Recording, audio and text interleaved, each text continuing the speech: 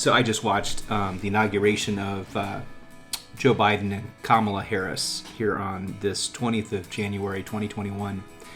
And the import of this day isn't lost on me. I know so many of us will have opinions politically about parties, and there's just a lot of commentary that could be made. But personally, as an independent, I was deeply appreciative of a president who felt presidential. But more importantly, it's not lost on me how significant this day was for the simple fact that Kamala Harris being in this national office is a first. And I'm moved to see so many women on my social media feeds moved to tears and so inspired, wearing their sparkly shirts and earrings and pearls and whatnot, as a recognition of how special this day is, that a glass ceiling has been broken.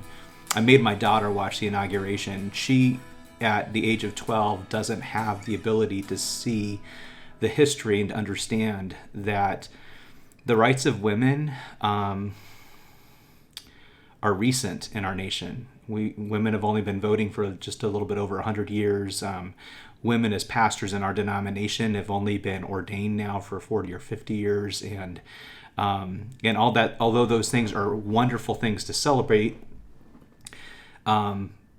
they're also a sadness that we have had millennia of the voices of women that have not been heard because they've been viewed as second-class citizens at best.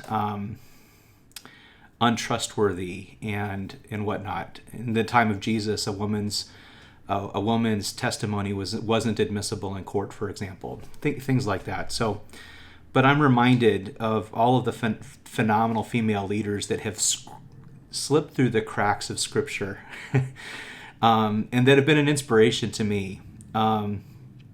In my own biblical reading, my two favorite women that you've never heard of are Shiphrah and Puah. And if you've read the Torah, you know exactly who I'm talking about. They were the Hebrew midwives that refused to kill the Hebrew babies under the orders of Pharaoh. Or you know perhaps maybe the story of Deborah, the prophetess of Israel, for whom the Israelite army, they would not act without her blessing. The stories of Ruth and Esther, and of the Marys of Jesus, the women who bankrolled Jesus's ministry, of Lydia and her household, not just coming to faith, becoming powerful witnesses for the gospel. There are so many witnesses, and there were more voices, I'm sure, throughout those times. Mary, the mother of Jesus, more voices that we have not heard through those generations.